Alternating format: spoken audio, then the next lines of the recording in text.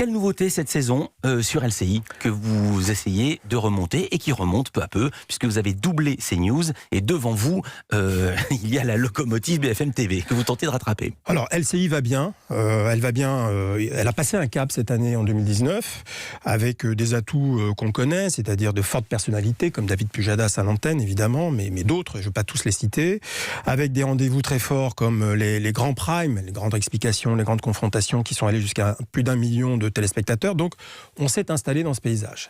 L'idée, c'est pas à chaque rentrée de tout changer, bien au contraire, c'est de consolider ses acquis en restant fidèle à ce que nous sommes. Petit 1, on ne veut pas d'informations en boucle. On ne veut pas répéter tous les 15 minutes, toutes les demi-heures, un flash d'informations, un JT. Ah bon ? C'est pas notre... Non, ce n'est Alors pas... attendez, je voudrais qu'on reste sur ce sujet, c'est très intéressant, parce qu'il y a une nouvelle convention de LCI qui a été signée par le CSA, ça a été renégocié et assoupli en avril dernier.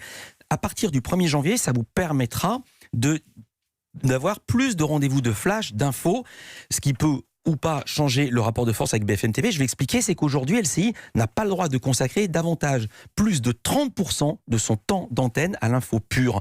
Et là, vous allez rester comme ça. Vous n'allez pas profiter de cette autorisation pour renforcer et faire de l'info en boucle, ce que vous venez de me dire. Cette autorisation permet de le faire, mais on ne va pas le faire. Cette autorisation, cette nouvelle convention nous permet plus de flexibilité. Et on ne peut pas appliquer d'une manière uniforme toute la journée la même recette. Je vous donne un exemple.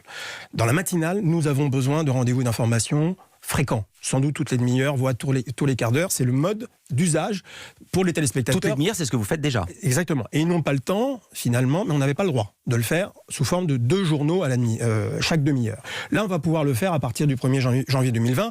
Les téléspectateurs de LCI n'ont pas le temps de s'installer pour regarder un débat d'une heure ou d'une heure et demie, comme en soirée, par exemple. Donc, en revanche, en journée, je vous le dis, et si vous regardez l'antenne de LCI aujourd'hui, il n'y a plus de journaux.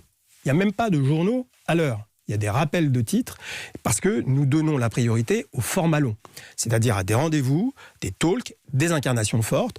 Alors, ceux qui sont et celles qui sont venus nous rejoindre cette année, je peux citer Elisabeth Martichoux pour l'interview politique, je peux citer Olivier Galzi à 9h. Voilà, ce sont des personnes avec une certaine notoriété, une reconnaissance professionnelle, et ils viennent bâtir avec nous un LCI qui veut être le grand champion du débat, de la confrontation de l'opinion, dans le respect de chacun des points de vue.